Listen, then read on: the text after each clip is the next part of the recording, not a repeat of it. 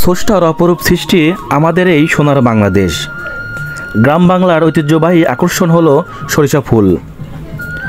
শীতকালে দিগন্ত জুড়ে হলুদ সরিষা ক্ষেত এর নজরকাড়া সৌন্দর্য মুগ্ধ করে আমাদের সকলকে।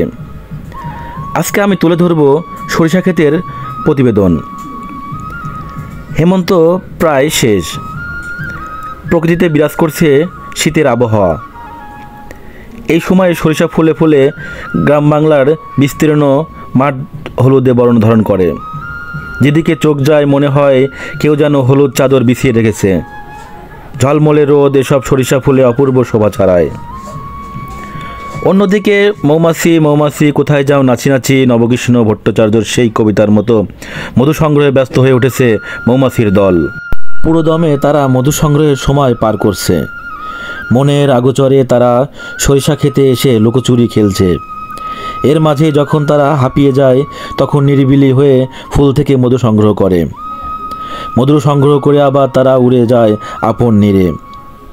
একই সঙ্গে সরিষা খেতে নানা প্রজাপতির মাছি ও প্রজাপতির আনাগোনা অবিরত থাকে, বাদ যায় না পাখিরাও। আপনাদের অঞ্চলে এ ধরনের সরিষা আবাদ হয় কিনা অবশ্যই কমেন্ট করে জানাতে পারেন। আমাদের পাবনা চর অঞ্চলে প্রচুর পরিমাণ সরিষা আবাদ হয়। তারই ধারাবাহিকতায় আজকে এসেছিলাম একটি সরিষা খেতে। তো এসে আমার মন জুড়িয়ে গেল। যেদিকে চোখ যায় সেদিকে এই সরিষার বিস্তার্ণ মাঠ আর মাঠ। তো অপূর্ব সৃষ্টি যে কারোই মন কেড়ে নেবে। তো আপনাদের কেমন লাগলো অবশ্যই কমেন্ট করে জানাবেন। এ ধরনের ভিডিও পেতে আমার চ্যানেলটি সাবস্ক্রাইব করে পাশে থাকুন।